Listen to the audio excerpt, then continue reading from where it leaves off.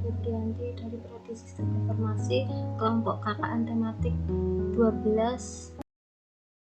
Yang pertama, kita akan membahas apa perbedaan belajar dan pembelajaran.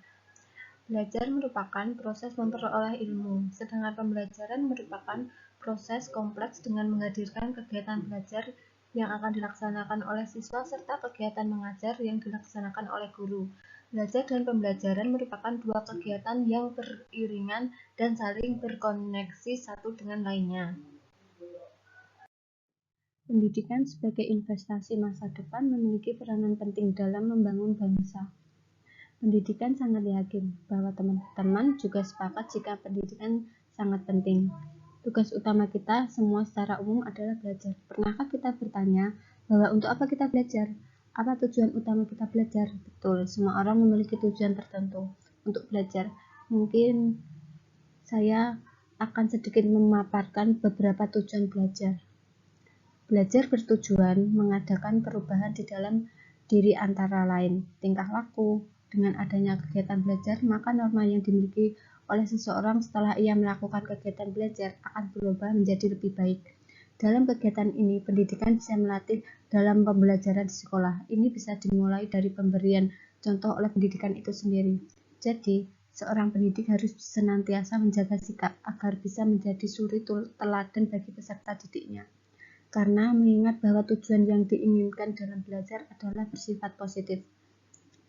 Belajar bertujuan untuk mengubah kebiasaan dari buruk menjadi baik, seperti merokok, minum minuman keras, keluyuran, tidur siang, bangun terlambat, dan bermalas-malasan. Kebiasaan tersebut harus diubah menjadi yang baik. Dalam kegiatan di sekolah, pendidik selain memberi pengetahuan melalui pelajaran yang disampaikan, harus memberikan perhatian yang lebih mengenai peserta didik yang mempunyai kebiasaan buruk. Ini bisa dilakukan dengan pemberian kesadaran bahwa perbuatan yang dimiliki tersebut dapat memberikan dampak negatif bagi diri sendiri dan orang lain. Serta pendidik harus memberikan dorongan yang kuat untuk menghilangkan kebiasaan negatif yang dimiliki peserta didik tersebut. Dampak pembelajaran setelah masa pandemi. Penyebab COVID-19 ditemukan tidak hanya berdampak pada kesehatan, sekaligus faktor ekonomi secara global, namun juga berdampak pada berbagai sektor lainnya, terutama di bidang pendidikan. Oleh karena itu, perlu dilakukan langkah yang bersifat antisipatif dan preventif karena banyak peristiwa penting dalam pendidikan nasional, termasuk adanya ujian nasional serta seleksi masuk perguruan tinggi negeri sesuai dengan hasil observasi dan analisis di beberapa sekolah.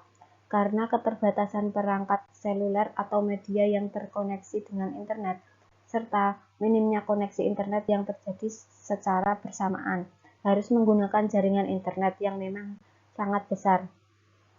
Di Jakarta saja sekitar 95% sekolah telah menggunakan model pembelajaran daring. Penerapan kebijakan studi secara daring yang ditetapkan oleh Kementerian Pendidikan dan Kebudayaan adalah sebagai bentuk kewaspadaan sekaligus sikap pencegahan penyebaran COVID-19 yang kian menyebar di Indonesia. Sebagai salah satu solusinya, kegiatan-kegiatan pembelajaran dapat dilakukan melalui pembelajaran jarak jauh, baik dalam bentuk ceramah daring, ceramah model daring, termasuk pemberian berbagai tugas untuk dikerjakan di rumah. Kegiatan belajar mengajar di beberapa sekolah di Indonesia sebagian besar dapat berjalan dengan baik.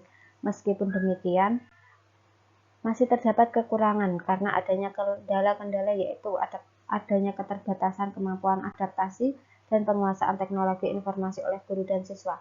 Sarana prasarana yang kurang memadai, akses internet terbatas, kurangnya kemampuan yang menganggurkan.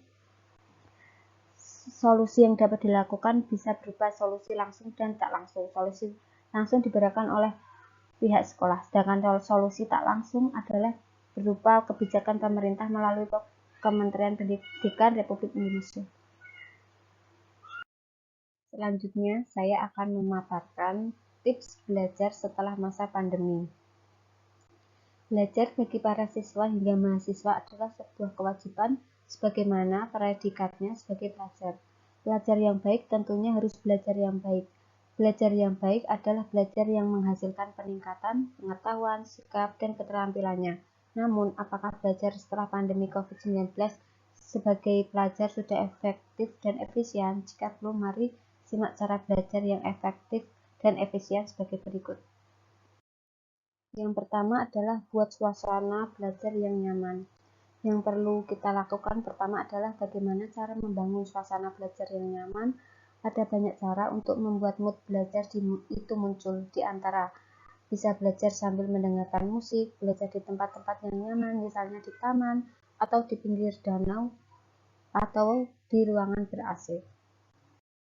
Yang kedua adalah merangkum pokok pembelajaran. Ya, mencatat pokok-pokok pembelajaran. Kenapa? Karena jika Anda membaca satu buku, maka akan butuh waktu yang sangat lama untuk menyelesaikannya. Ambillah intisari dari pelajaran tersebut. Hal ini akan membuat kemudahan mengingat dan juga mudah untuk memahami inti dari pembelajaran tersebut. Yang ketiga yaitu belajar bersama. Metode ini sering dikatakan metode yang paling efektif karena dalam suasana belajar kelompok yang cukup santai, otak menjadi rileks, menerima pelajaran atau materi yang akan diserap. Selain itu, hal-hal yang belum diketahui akan lebih mudah diselesaikan dengan bekerja sama. Maka sangat dianjurkan untuk belajar bersama untuk menghadapi ujian. Yang keempat, metode mempersingkat atau memodifikasi menyerupai nama sesuatu. Metode ini digunakan bagi beberapa orang yang kesulitan dalam menghafal dengan cara menggunakan nama-nama yang hampir mirip untuk mengingat materi. Ini sangat efektif digunakan untuk otak, sangat mudah mengingatnya. Yang kelima yaitu belajar dengan praktek. Belajar sambil praktek adalah hal yang sangat efektif. Ya, cara belajar ini juga akan membuat Anda tak merasa bosan. Misalnya, pelajaran IPA seperti botani atau avalterbrata, kita bisa belajar sambil mengamati tumbuh-tumbuhan, hewan, atau apapun. Dengan itu, kita bisa membuat sebuah acara belajar menjadi lebih asyik. Yang keenam yaitu belajar rutin tapi jangan lama. Dan yang terakhir yaitu mengerti bukan menghafal. Ya, hal yang paling sering dilakukan oleh siswa ataupun mahasiswa ketika ingin menghadapi ujian adalah menghafal. Sebenarnya tidak salah, cuman kurang efektif. Untuk lebih efektifnya adalah mengerti teorinya, maka dengan sendiri akan kita ingat ketika ujian. Kalau Anda masih dalam metode belajar dengan menghafal, sangat disarankan untuk pindah ke metode mengerti materi.